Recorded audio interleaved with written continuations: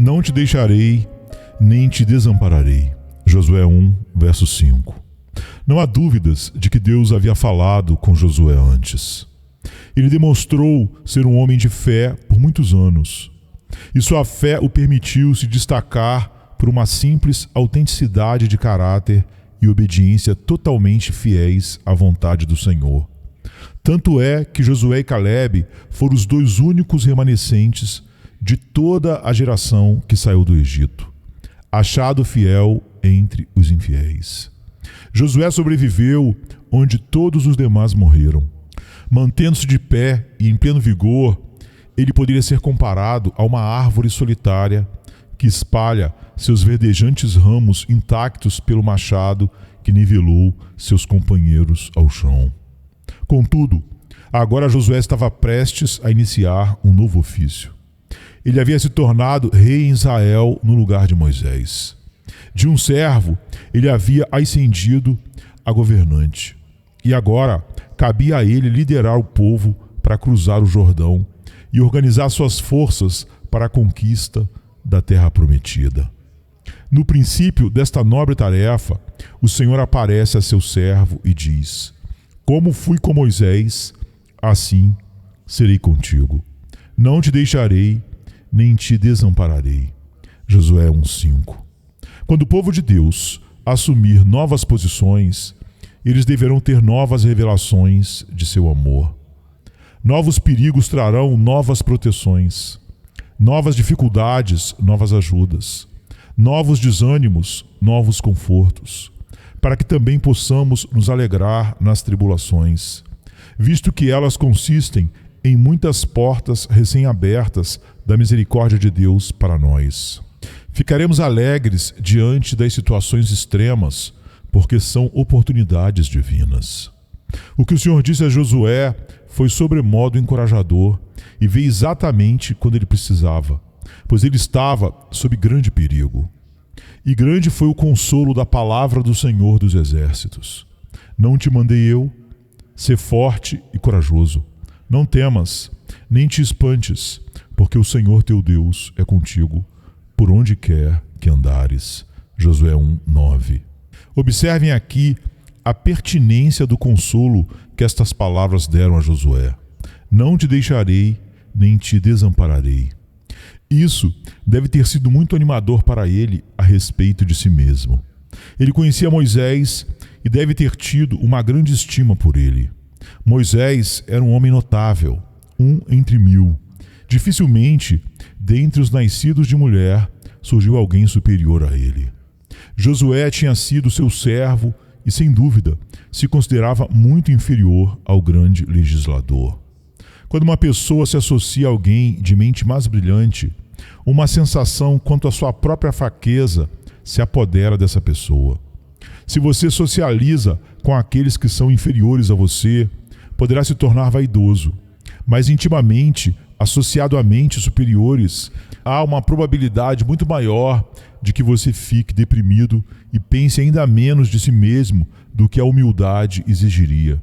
Pois a humildade é, afinal, apenas uma estimativa correta de nossos próprios poderes. Josué, portanto, pode possivelmente ter ficado um tanto desanimado sob uma sensação de muita pressão em relação às suas próprias deficiências. E essa garantia animadora resolveria o seu caso. Eu não te deixarei, embora sejas menos sábio, ou humilde, ou corajoso do que Moisés. Eu não te deixarei, nem te desampararei. Se Deus está com nossa fraqueza, ela se fortalece. Se Ele está com nossa loucura, ela se transforma em sabedoria. Se Ele está com nossa timidez, ela reúne coragem. Não importa quão consciente uma pessoa esteja por não ser nada em si mesma. Quando está consciente da presença divina, se alegra até em sua enfermidade, pois o poder de Deus repousa sobre ela.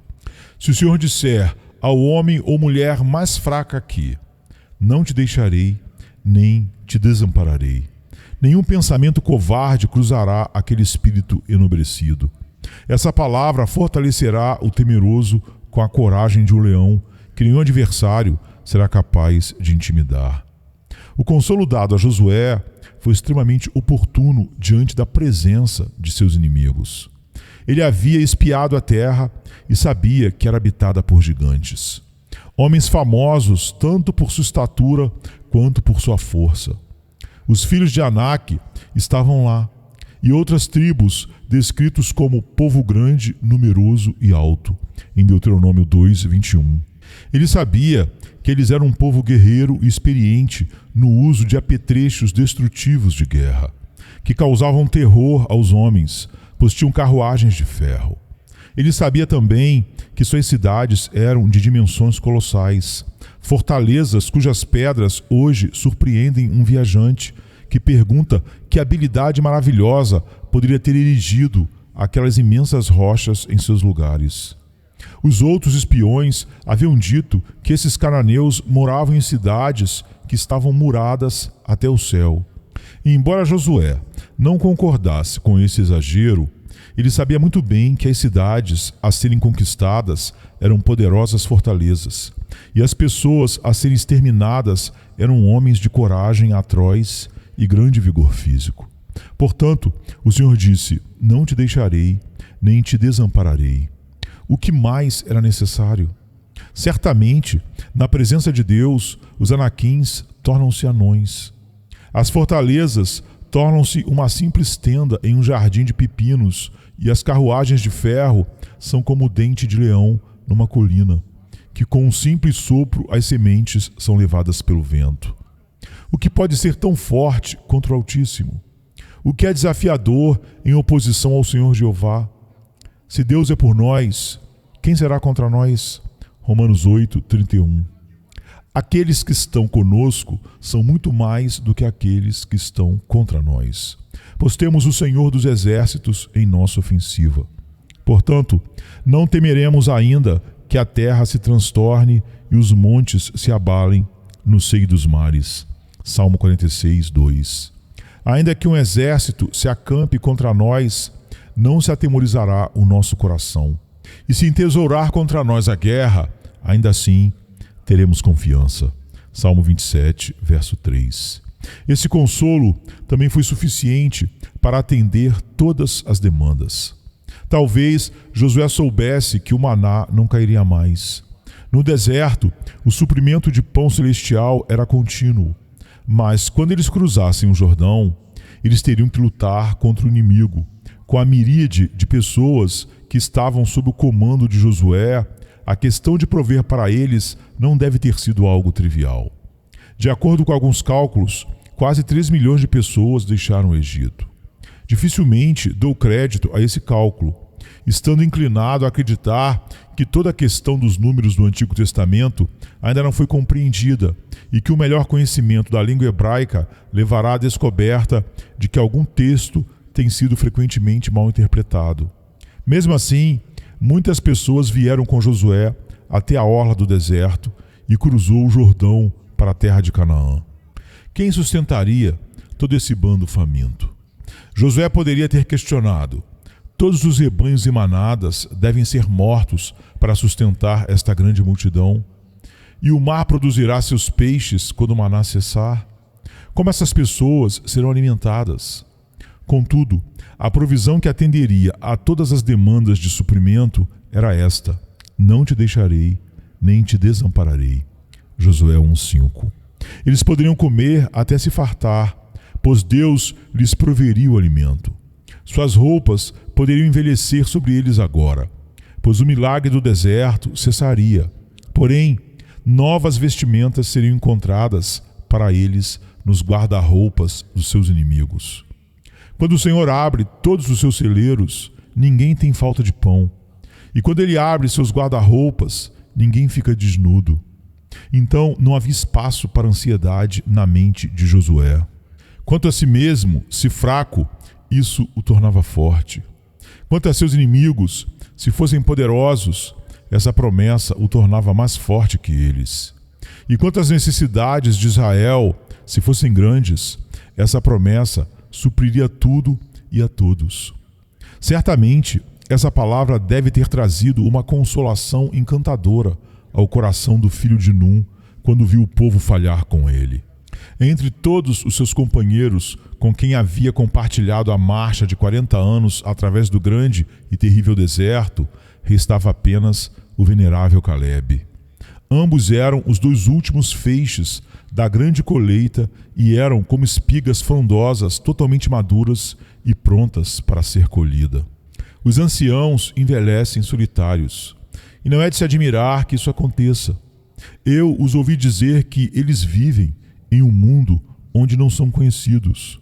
Agora que todos os seus velhos amigos, um por um, já tinham partido e eles foram deixados sozinhos, como a última andorinha do outono, quando todas as demais buscam por um clima mais ensolarado. No entanto, o Senhor diz: não o desampararei, não morrerei, estou para sempre com você. Seu amigo no céu viverá enquanto você viver.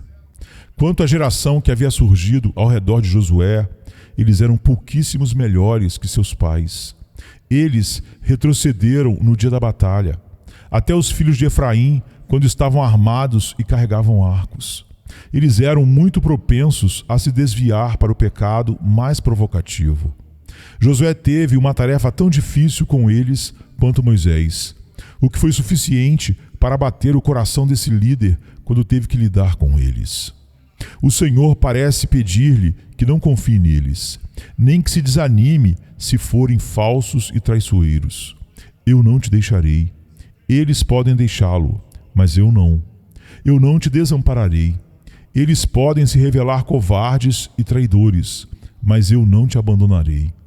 Ó, que coisa bendita é saber que, em um mundo falso e inconstante, onde aquele que come pão conosco também morde nossa mão, onde o conselheiro favorito se torna um Aitofel e transforma sua sabedoria em ódio astuto, há amigo mais chegado do que o irmão.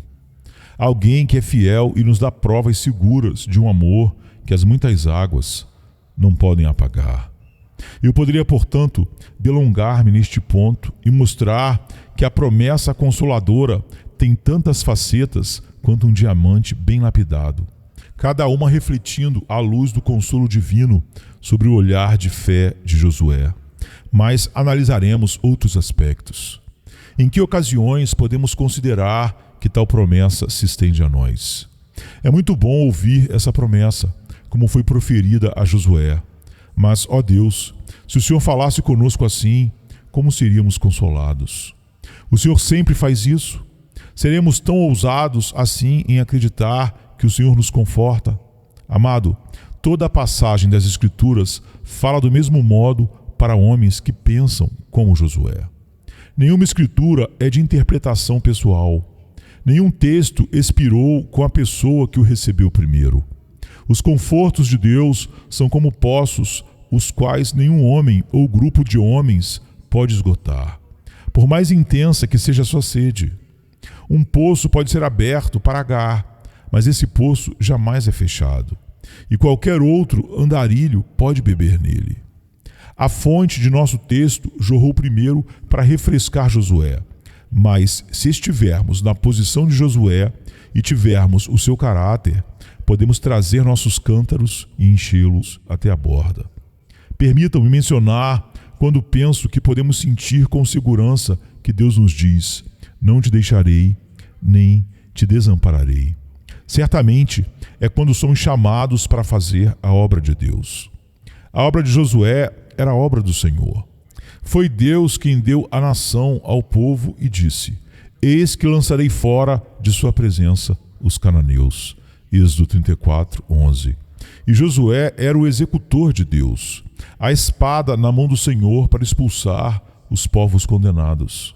Ele não estava entrando em um compromisso quixotesco de sua própria escolha e concepção. Ele não se elegeu e escolheu o seu próprio trabalho, mas Deus o chamou para isso, colocou-o no cargo e ordenou que o fizesse. E, portanto, o Senhor disse a ele: não te deixarei, nem te desampararei. Irmão, você está servindo a Deus? Você vive para ganhar almas?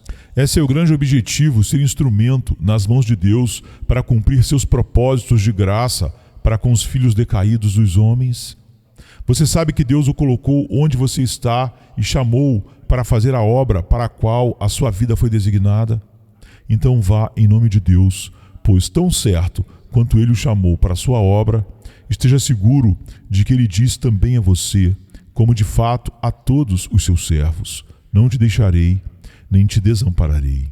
Porém, ouço alguns de vocês dizerem: não estamos engajados em um trabalho do tipo que poderíamos precisamente chamar de obra do Senhor, entre aspas. Bem, irmãos, mas vocês estão engajados em uma obra a qual se esforçam para realizar para a glória de Deus. Seu comércio e trabalho são lícitos, isto é, você não tem dúvidas de que é uma atividade honesta e, ao executá-la, segue apenas princípios corretos. Você se esforça para glorificar a Deus em seus negócios. Nas campainhas de seus cavalos está gravado: Santo ao Senhor, como Zacarias 14:20. Não seria possível que todos nós fôssemos pregadores, pois onde estariam os ouvintes?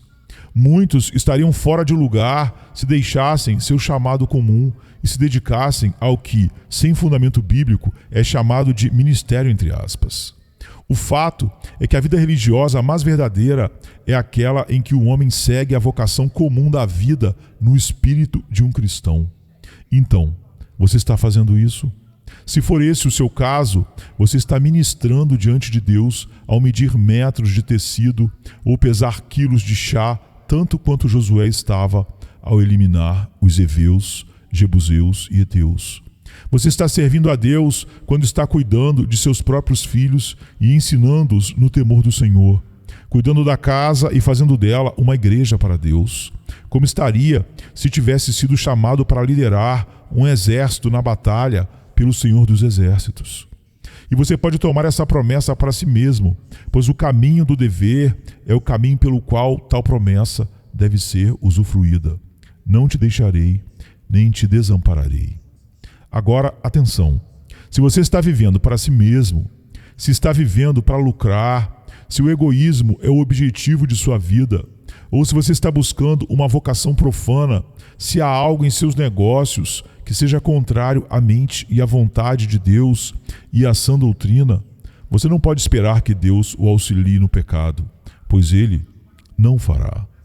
Tampouco você pode pedir a Ele para satisfazer os seus desejos e ajudá-lo na gratificação do seu próprio egoísmo. Mas, se você puder realmente dizer: vivo para a glória de Deus e desejo consagrar inteiramente a sua glória à vida comum que levo, então você pode apossar-se desta promessa para si mesmo: não te deixarei, nem te desampararei. Entretanto, observem, há um outro assunto. Se quisermos ter essa promessa, devemos colocar Deus em nossos planos. Muitas pessoas desempenham sua vida profissional sem levar Deus em conta. Ouvi falar de alguém que disse que todos o haviam deixado e uma pessoa indagou: mas certamente, como cristão, Deus não falhou com você. Respondeu ele: esqueci-me de Deus. Temo que haja muitos que se dizem cristãos e, no entanto, se esquecem de Deus na vida comum. Entre todos os pontos fortes que um homem planeja quando se envolve em um empreendimento, ele jamais deveria omitir o elemento principal. Mas frequentemente é assim que fazemos. Perguntamos: sou competente para tal trabalho? Devo empreender, mas sou competente? E logo de cara faz-se uma estimativa das competências, e nelas não há item algum anotado. Item 1, a promessa do Deus vivo. Item 2, a orientação do Espírito Santo. Esses dois itens são deixados de lado no planejamento. Lembre-se de que, se você os omitir intencionalmente, não pode esperar usufruir deles. Você deve andar pela fé se quiser desfrutar dos privilégios dos fiéis. E se você começar a viver pelos sentidos, unir-se-á ao pranto e ao lamento daqueles que saíram em busca de cisternas rotas e as encontraram vazias. Seus lábios ficarão ressequidos de sede, porque você se esqueceu do manancial de águas vivas para a qual devia ter ido. Vocês, irmãos e irmãs, costumam colocar Deus em seus planos? Vocês planejam sob a direção do Onisciente e a ajuda do Onipotente?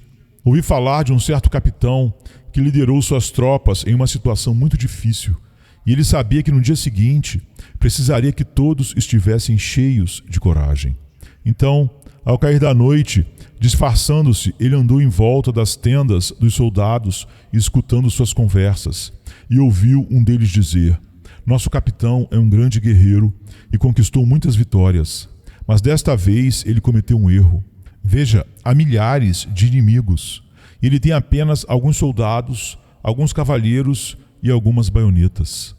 O soldado fez o relato e ia calcular a diferença quando o capitão, não podendo mais aguentar aquilo, afastou a lona da entrada da barraca e disse: E quantos soldados você conta comigo, senhor?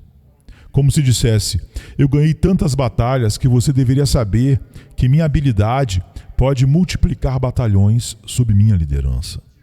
E assim o Senhor ouve seus servos avaliando o quanto são fracos, o quão pouco podem fazer e como são poucos os seus ajudantes. E acho que o ouço dizer repreensivamente: Mas quantos você conta com o seu Deus? Você nunca o considera em sua estimativa? Você fala em prover e se esquece do Deus da providência? Fala em trabalhar, mas esquece o Deus que efetua em você tanto querer como realizar, segundo a sua própria boa vontade.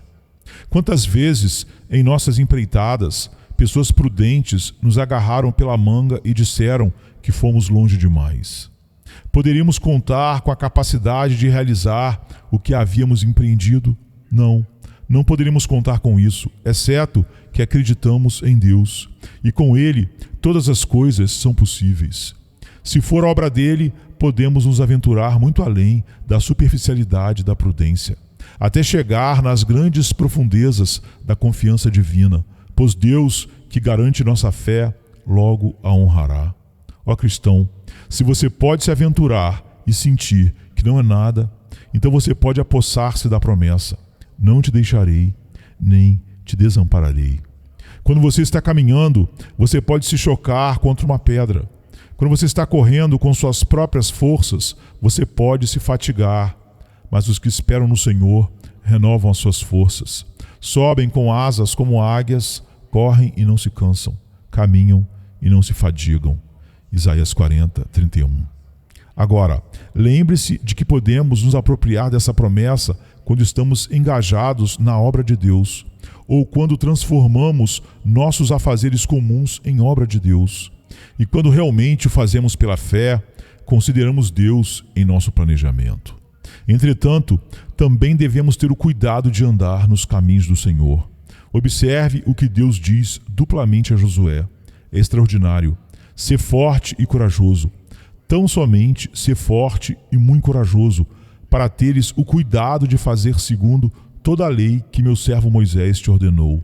Dela não te desvies nem para a direita nem para a esquerda, para que sejas bem-sucedido por onde quer que andares. Josué 1, 6 e 7. Sê forte e corajoso. Para quê? Para obedecer. É necessário coragem e força para obedecer? Porque hoje em dia é considerado corajoso o indivíduo que não está preso às leis de Deus. E por isso que se considera versado aquele que ridiculariza a revelação. Tenhamos certeza de algo: realmente é perito de mente e de coração aquele que se contenta em ser considerado um tolo e se apega à boa e antiga verdade, mantendo o bom e antigo caminho. Atualmente, já existem muitos pregadores intelectuais, entre aspas. Alguns de nós podem ser dispensados desse intelectualismo alardeado para que possamos pregar o evangelho simples. Há muitos que podem obscurecer a teologia com as névoas frias do pensamento moderno. Estamos satisfeitos em deixar a palavra falar por si mesma, sem confundi-la com nossos pensamentos. Acredito que sejam necessárias mais coragem e força de espírito para se ater às coisas antigas do que para seguir atrás de novas e vagas especulações. Não devemos esperar que o Deus da verdade esteja conosco se nos afastarmos dele e de sua verdade. Tenha cuidado nas águas em que você anda. Vigie cada passo por onde caminha. Isso é algo bom. Seja exato e preciso quanto à regra divina, sem dar atenção à opinião do homem, e até mesmo desafiando-a, onde ela se revela enganosa. Seja obediente à lei de Deus, curvando-se diante dela, rendendo toda a sua natureza em alegre submissão a cada comando do Altíssimo. Quem anda honestamente anda seguro, e para este a promessa é: não te deixarei, nem te desampararei. Direcione o rumo de sua vida com seus próprios princípios, e talvez você possa superá-los como desejar. Seja sábio em sua própria presunção e confie em seu próprio julgamento, e a promoção de tolos será sua recompensa. Mas seja simples o suficiente para fazer apenas a vontade de Deus, para deixar as consequências e seguir a verdade, e a integridade e a retidão o preservarão. Continue fazendo o que é certo a todo custo, e o que é certo retribuirá tudo o que lhe custar. E o justo Senhor será fiel à sua palavra. Não te deixarei, nem te desampararei. Essas, então, penso eu, são as condições sob as quais qualquer crente em Jesus pode tomar para si as palavras de nosso texto.